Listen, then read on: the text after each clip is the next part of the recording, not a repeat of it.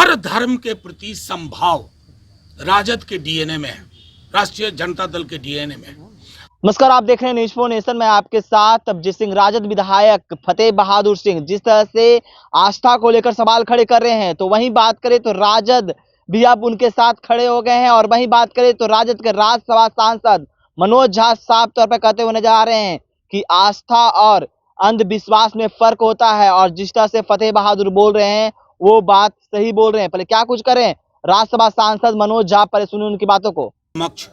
ये बहुत short notice पे आप लोगों को बुलाना पड़ा और मैं कुछ बातें रखूंगा, उसके बाद आप स्वतंत्र हैं कि आप जो भी सवाल पूछना चाहें, क्योंकि हमारी प्रेस कॉन्फ्रेंस भाजपा की प्रेस कॉन्फ्रेंस की तरह नहीं होती है जहां एक आलाप होता है, यहां अंतरालाप होगा। तो उस दृष्टिकोण से मैं कहता हूं, अभी बीते एक हफ्ते से आप सब ने देखा होगा साथियों, पूरे देश में और कोई मुद्दा नहीं था। एक मनगढ़ंत मुद्दे के आधार पर महागठबंधन की सरकार प्रतिदिन गिराई जा रही थी। लोगों के बीच में मतभेद मनभेद बताया जाया करता था और एक पार्टी की अंदरूनी बदलाव को राष्ट्रीय स्तर पर ले जाकर के यूं बताया गया कि छीका टूटेगा, किसके भाग से पता नहीं। खैर, उस पर सब पर विराम लगा दिया माननीय मुख्यमंत्री जी ने, निवर्तमान अध्यक्ष जदयू ने और हमारे नेता तेजस्वी जी। अब देखिए, मैं आप मीडिया के साथियों से आज हाथ जोड़ के एक विनती करता हूं। आज सुबह से चलाई जा रही है एक बात हमारे एक विधायक के संदर्भ में, उनके बयान को लेकर के मैं आपके समक्ष एक दो चीजें रख देना चाहता हूं। हर धर्म के प्रति समभाव राजद के डीएनए में है, राष्ट्रीय जनता दल के डीएनए में है। हर जाति के प्रति सम्मान हमारे डीएनए में है।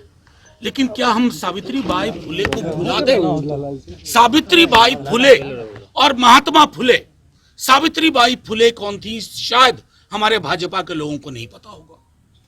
मैं जानता हूं क्योंकि उनका इंटेलेक्चुअल कैपिटल, बौद्धिक पूंजी शून्य है। लेकिन सावित्री बाई फुले ने जो मंदिर के संदर्भ में कहा, विद्यालयों के संदर्भ में, शिक्षा के संदर्भ में कहा, आप उस संदर्भ को जब कोई एक विधायक हमारे उद्धृत करते हैं, एक वंचित समाज की से आने वाली महिला के लिए और उनके विचारों के लिए आप किस प्रकार की टिप्पणी करते हैं? मुझे हैरानी सिर्फ इस बात की है कि एक संदर्भ में चीजें थी, एक वंचित शोषित समाज को जगा रही थी, जिसे आज भी जागने की जरूरत है। अब उस बयान को मंदिर पर हमला, राजद का मंदिर पर हमला। अरे साहब, जितना कभी लालू जी से शास्त्रार्थ कर लीजिएगा, मंदिर और भगवान के बारे में जितनी जानकारी उनको है, हमारे दल के लोगों को है, शायद हमारी जानकारी बनावटी नहीं है। हम धर्म को आस्तीन पे बांध के नहीं चलते हैं, यहां रखते हैं। हमारे राम मर्यादा पुरुषोत्तम बापू के राम है। हमें हमारे राम किसी से घृणा नहीं सिखाते हैं। हम हे राम वाले राम के लोग हैं। अब भाजपा तय करे वो क्या है। मैं सिर्फ आपको ये कहना चाह रहा था, एक बयान जो एक वंचित शोषित समाज को अलग जगाने के लिए वो बयान दिया गया, और उस बयान के बाद जिस तरह की प्रतिक्रिया दी जा रही है, और मीडिया के हमारे साथियों, आप लोग कम से कम कुछ अनुसंधान कर लिया कीजिए। बड़ी मुश्किल होगी कि कबीर अगर आज आकर के हमारे बीच में कहें, हन पूजे हरि मिले तो मैं पूजू पहाड़, ये तो सीधे आक्रमण है ना मूर्ति पे। कबीर ने किया ना। अब कबीर अगर पटना के जेपी गोलंबर पे आके यही बात कह दे, आप उनका भी लिंचिंग कर देंगे, बीजेपी के लोग लिंचिंग करवा देंगे। इस देश का एक बौद्धिक परंपरा रही है, और उस बौद्धिक परंपरा में देवी देवता और धर्म की आलोचना भी हुई है, स्वस्थ आलोचना हुई है। मंदिर क्या है, विद्यालय क्या है, किसकी महत्ता है, वो सारी चीजें हैं। खुद हम लोगों का मानना है कि मंदिर मेरी व्यक्तिगत आस्था है, मेरे और मेरे ईश्वर के बीच का मामला है। उससे मंदिर में अगर मैं लाइन में भी खड़ा हूं, मुझे भी रोजगार चाहिए, मुझे नौकरी चाहिए, मुझे महंगाई पे काबू चाहिए, मुझे जो आय की असमानता है उस पर काबू होना चाहिए, लगाम लगनी चाहिए। उन सवालों को अगर सावित्री बाई फुले के माध्यम से कोई उद्धृत करता है, कहां का बना दिया आपने इस देश को। महासागर वाला चरित्र था इस देश का, आपने तो इसको तालाब की तरह गदला बनाने की कोशिश कर डाली है। तो मैं आप लोगों से यह आग्रह करूंगा कि राजद का पक्ष स्पष्ट है, सर्वधर्म समभाव, सबके बीच में समन्वय। लेकिन मेरी आस्था मेरी व्यक्तिगत चीज है, इसका सार्वजनिक और भोंडा प्रदर्शन भगवान को भी परेशान करेगा। अगर मर्यादा पुरुषोत्तम सचमुच आज पृथ्वी पे आ जाए 22 तारीख के बाद, प्राण प्रतिष्ठा के बाद, 2-4 सवाल मोदी जी को ही पूछेंगे। मेरे युवाओं का रोजगार कहाँ है? देश में इतनी महंगाई क्यों है? लोगों के बीच में संपत्ति का बंटवारा इस तरह का क्यों है कि 5 समृद्धि के टापू के समक्ष सब लोग नतमस्तक है? ये मर्यादा पुरुषोत्तम भी पूछेंगे।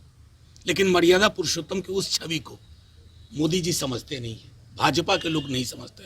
आपसे आग्रह है, आप लोग संदेश को बीजेपी की ओर से उठाने से पूर्व एक बार अपने तय भी उसकी व्याख्या कर लें, उसकी परीक्षा कर लें। नहीं तो वंचित शोषित समाज के लोगों ने जो लिखा, रैदास को क्या करेंगे आप, कबीर को क्या करेंगे, सावित्रीबाई फुले का क्या करेंगे, ज्योतिबा फुले का क्या करेंगे, बाबा साहब भीमराव अंबेडकर बोल के गए एनिहिलेशन ऑफ कास्ट, जाति का विनाश, उसका हम क्या करेंगे।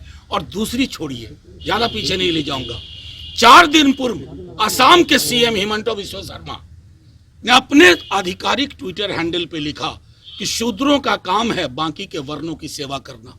ये हिंदुस्तान है आधुनिक भारतवर्ष, संविधान से चलने वाला। मुझे दुख हुआ कि मीडिया के एक बड़े वर्ग ने उसको चलाया ही नहीं।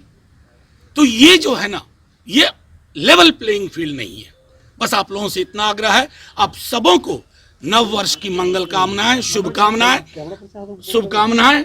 आप लोग खूब तरक्की करें, आपकी माइक बुलंद भी रहे, स्वतंत्र भी रहे। तो आपने सुना राज्यसभा मनोज झा किस तरह से फतेह बहादुर सिंह के समर्थन में उतर गए हैं और साफ तौर पर कहते नजर आ रहे हैं कि आस्था और अंधविश्वास में बहुत फर्क है। और जिस तरह से भारतीय जनता पार्टी है जो इस सब को मुद्दा बना रहे हैं, ये सरासर गलत है। फतेह बहादुर जो भी कुछ बोल रहे हैं वो सही बोल रहे हैं। तमाम खबर न्यूज़ के साथ नमस्कार।